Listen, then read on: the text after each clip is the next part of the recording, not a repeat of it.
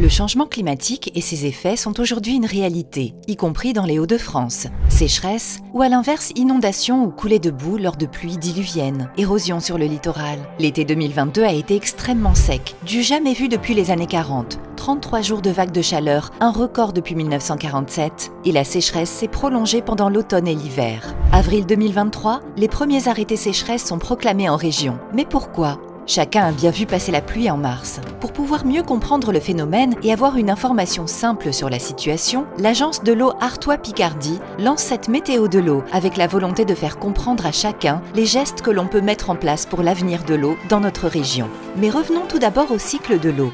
Comment cela fonctionne? Tout d'abord, une partie des eaux de la mer du Nord s'évapore sous l'action du soleil. Cela entraîne une formation de nuages dans le ciel.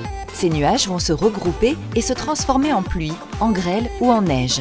Grâce à notre ami Newton qui a découvert la gravité, la pluie retombe sur le sol. Deux phénomènes se passent. Une partie des eaux bénéficiera à la nature et ou s'infiltrera sous terre, dans les nappes d'eau souterraines, et une autre partie regagnera les rivières et les fleuves, puis retournera dans la mer pour permettre au cycle de l'eau de recommencer.